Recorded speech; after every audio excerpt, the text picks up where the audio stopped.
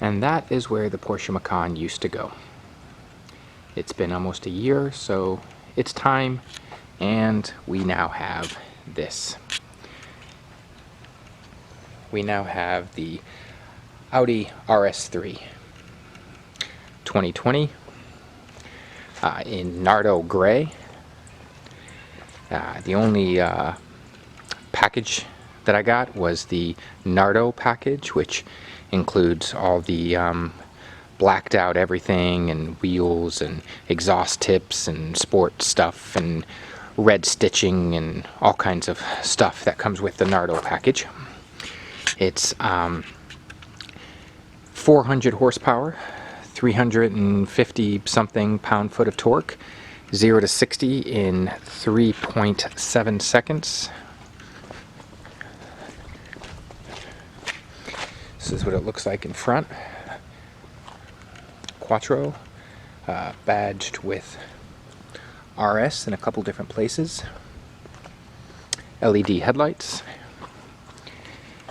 Red brake calipers front and rear. Cross-drilled brakes. Pretty low clearance on this thing. Haven't scraped yet. Just picked it up yesterday though. Give me time. So it's 4 doors, and you wouldn't think a car with 4 doors would be as sporty as it is, but this thing is a sleeper, man. This thing is fast. 0 to 60 in 3.7, but it keeps going after that. It'll do 174 is the max speed. The exhaust tips are, well, ridiculous, but they sound great when you put it in dynamic mode. Rear diffuser is kind of cool looking. All the styling of this car is actually really nice. The color changes depending on the light. I think it looks best in this kind of gray, overcasty type light. So one of the features that the Nardo package has is some of the red stitching and some of the red accents. It's an automatic dual clutch. RS badged footwells. Has illuminated door sills. What I didn't know until my son showed me, you can barely see it, but it actually illuminates out of the door.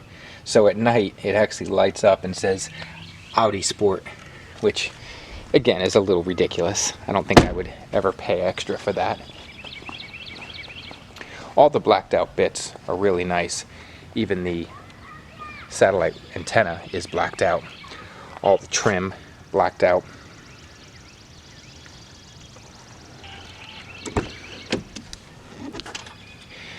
The car has the 12-inch infotainment system. If you hit the start button, you'll notice a second display pops up.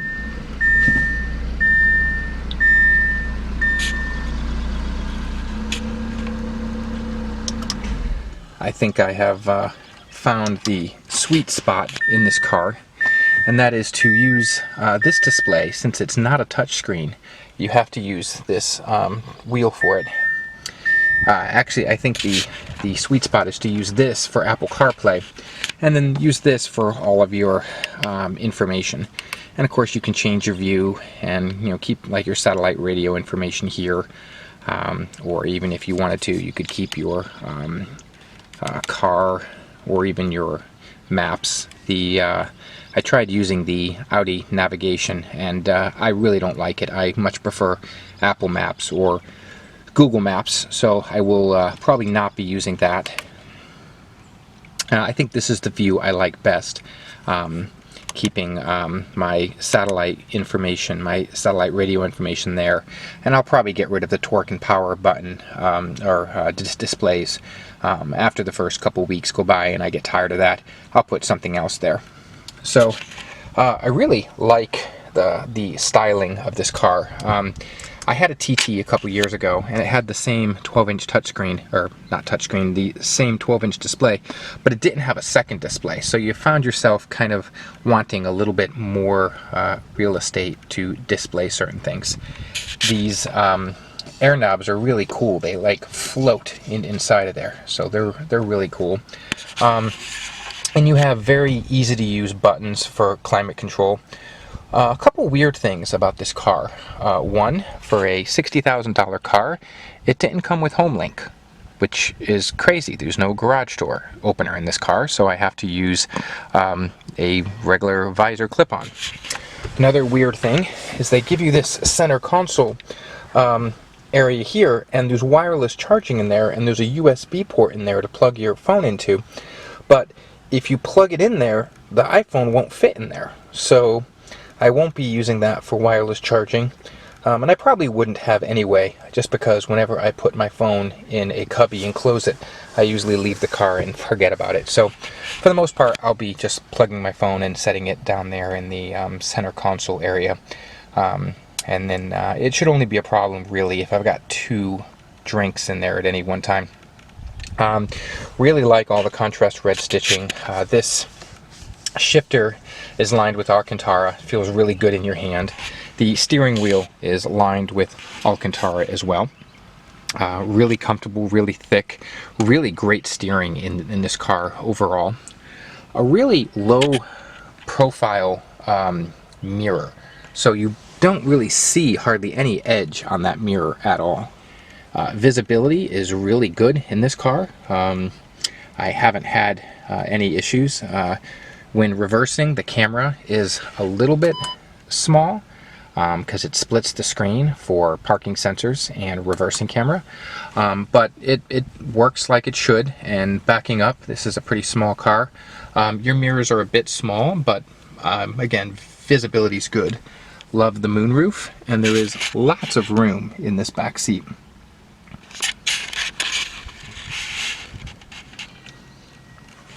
So, moving on to the back seat.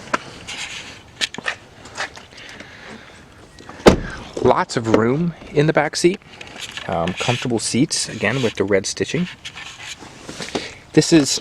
I'm 5'6", and this is my seating position.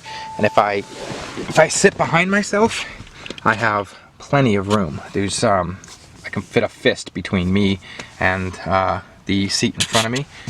We have air conditioning vents back here, plus 2 charging ports.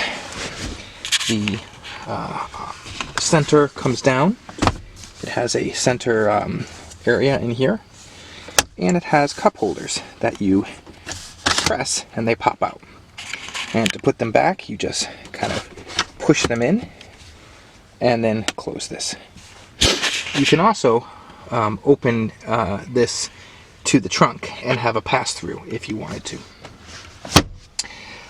These headrests do take up quite a bit of room,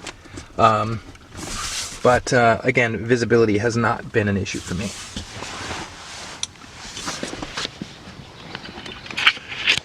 Another weird thing about this car is the key. A very plain, common key with a switchblade format, which is weird because this car has keyless entry. And there's a keyhole on the door, which is, again, bizarre to me with a car that has keyless entry. But I guess if I ever need to get into the car, I'll be glad to have it. But most newer cars hide that feature and have a plug or something to cover that up. So that's a bit weird. Nice blacked out rear spoiler, blacked out Audi badge, and a very good sized trunk. Underneath this lid is just looks like well, really just kind of a fix-a-flat kit and the battery, and that's about it. I put some jumper cables back there already.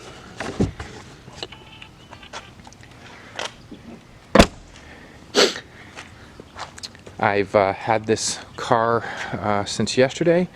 I've already done launch control a couple times. It is ridiculously fun. This is a quick car. The exhaust in dynamic mode sounds fantastic, but I think the driving mode I'll probably end up using more is just automatic or comfort. I try to get as much gas mileage as I can, but you know, just pull back the shifter, you're in sport mode, and you can pretty much do any overtaking that you could possibly want in this car. So I think one of the things I like most about this car is it's well, it's not subtle. I can't call this car subtle, but you know, it's a four-door sedan that also has 400 horsepower, and it does both of those things very well. I think part of the reasons why I've switched cars so many times is I've had a sports car, but it wasn't practical, or I've had, like the Macan, a practical car that just wasn't quite sporty enough. I think this is the first car I've had that I'm not giving up anything. There's no compromise in this car. When I'm sitting in the front seat, I forget that it has four doors. I forget that it has a back seat. It's just that sporty. So let's go ahead and move into some driving. So here we are in the RS3. Right now I'm going to put the drive select in dynamic. Put the car in drive, and you hear immediately when you put it in sport how the exhaust note and the revs change. Take it out of sport and it calms down again. Roll up all my windows here and let's take it for a drive.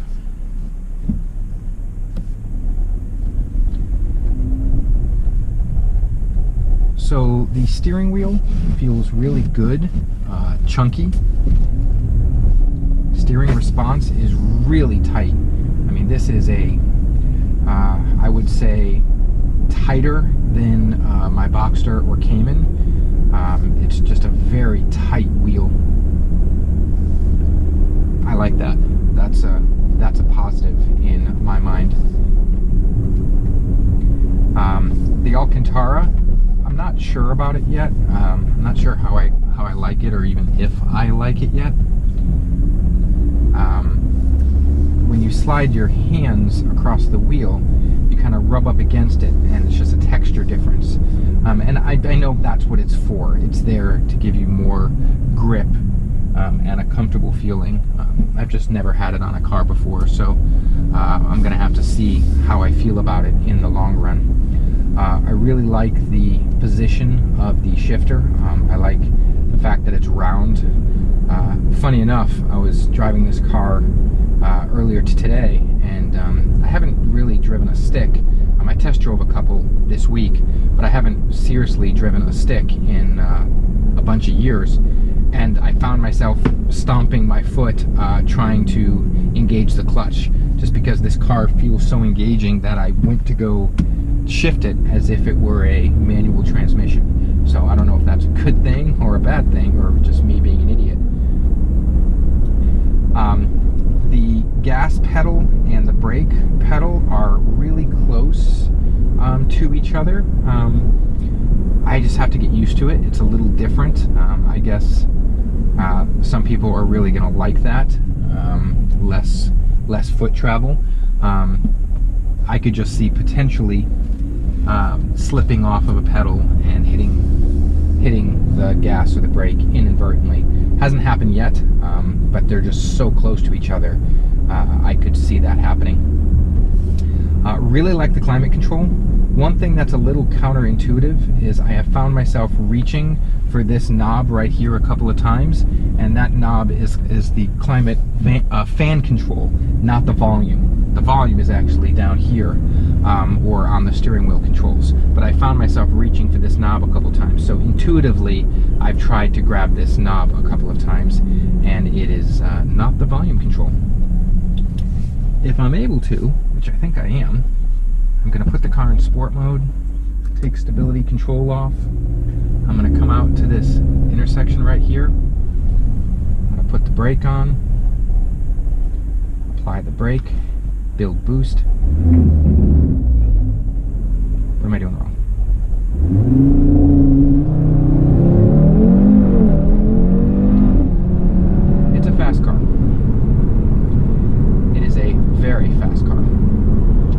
what I did wrong was I wasn't mashing the brake hard enough the first time, so it skipped a little. This car will move. This car will move very quickly. I believe the 3.7 to 60 numbers, that sounds pretty realistic to me. The brakes are smooth, predictable. The first time I got in it, the first time I drove it, sometimes you find that you either hit the brake a little too hard or not enough. This brake is predictable and it works just like you think it should. Put the car back in auto for a while, and it immediately settles down.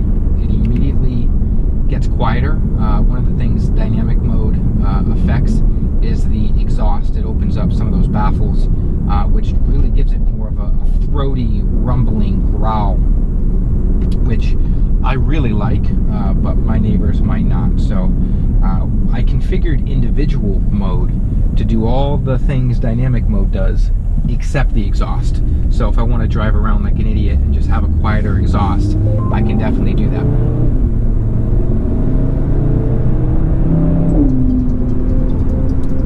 Someone's calling me.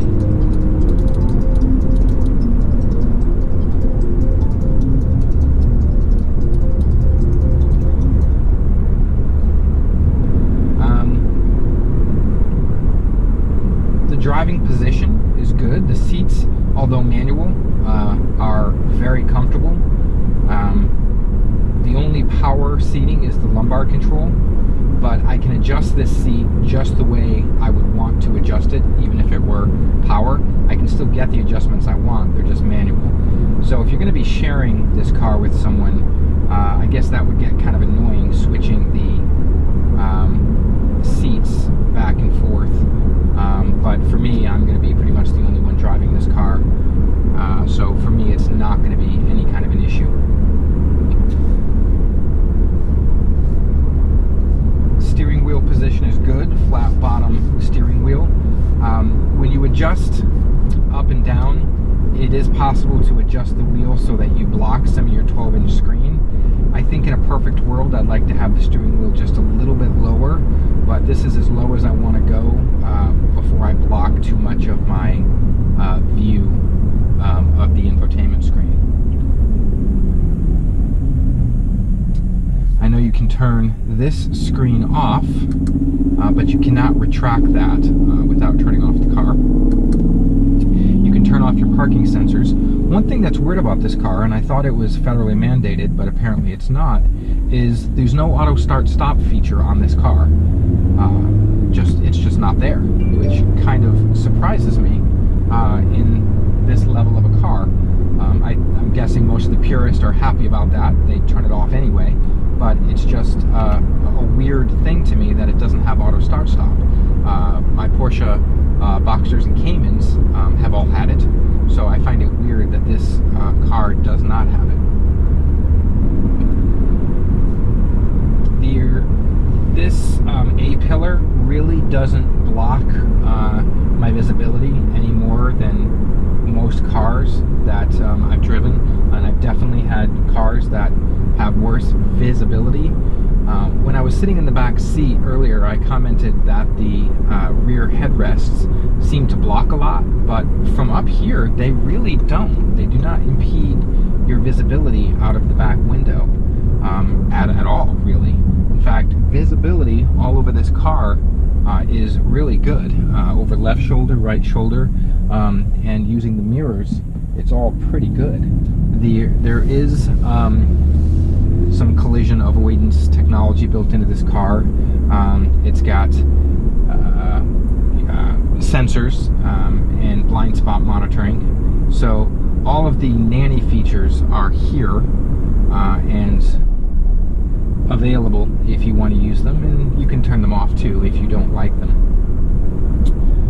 Really, overall, I am thrilled with this car. Right now, it's got 182 miles on it. I think it had 75 miles on it when I bought it. Been driving it around a little bit. Super comfortable, super stylish, quick car. This car really does have it all. Maybe this is the car I end up keeping for more than a year at a time. That would definitely make my wife happy. I can't imagine I'm going to want a car with more power than this. 400 horsepower, 350 whatever pounds of torque, 0 to 60 in 3.7 seconds. I mean, I can't imagine I'm going to want more. This car just has everything. And right now, if you were to tell me this was 4 doors with a back seat, I'd have trouble believing it, just based on the feeling in the cockpit. It just doesn't feel like a sedan. It surely doesn't drive like one. I have a buddy who's he's had a GTR, he's had some M cars. We went for a drive earlier. Right now he's driving a Jeep, so I think he's had the itch to drive a sports car. And man, did he drive this car. He drove it around roads like this faster than I would ever drive this car. And it stuck. I mean, I thought we were going to die, but he's a competent driver, and this car was planted. It didn't skip at all. It hugged, it turned where he wanted it to go. Like I said, he's a much better driver than I am, and has much more ability than me, which actually makes me feel good. I don't think I will ever drive this car to the point where I'm going to hurt myself. My confidence will give out long before this car gives out. It came with some Pirelli P0s, run flats. I definitely think that when they go, which in my experience is about 15,000 miles, I'll be replacing them with non-run flat tires to give me a little bit more of a softer ride. But overall, I don't think there is a car I could be happier with right now. I've always been interested. I've owned a TT base model, and I've always been interested and almost purchased before a TT RS. And to be honest, I looked at a couple other cars. I looked at a Miata RF, the retractable fastback. I looked at a couple other cars, Supra, but they all had one or two features that just didn't excite me. And I was looking at a used TT at a Audi dealership up in Raleigh, and I made a joke to the sales manager that he should sell me the TT RS for 20 grand off. And he said, why don't you just buy an RS3? And that got me interested. I knew about this car, but I haven't driven one, and I really never put two and two together that it has both the sporty characteristics as well as the comfort and practicality that I would be looking for. So I drove it, and man, I instantly knew this was the car for me, without a doubt. It really has everything. I think I would have been bored with the Miata and its lack of power. It's a pretty car by all means, but I think I would have been bored with it within the first month. The base TT, I've been there, done that, and I would have not been happy with the used one I was looking at. It didn't have CarPlay, it didn't have navigation, and it was showing its age. I don't think I would have been happy with that. The Supra has some issues. Issue number one is BMW interior, which I'm not a fan of. So no other car checked all the boxes. This car checked every single box, and it checked them well. So I'm gonna pull in next to my wife's car here, see how, if I can get it right the first time.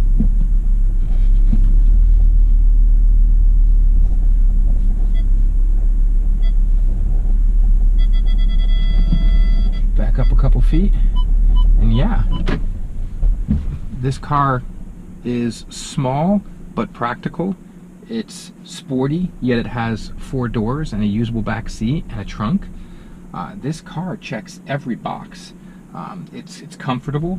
It's beautiful. It's got incredible styling. I mean, I really don't think I could have done any better. And this was a car that wasn't even on my radar until I test drove it. So let's see where I am in a year. I'll have to give everyone an update to see if there's something else parked in my garage like there seems to be every year.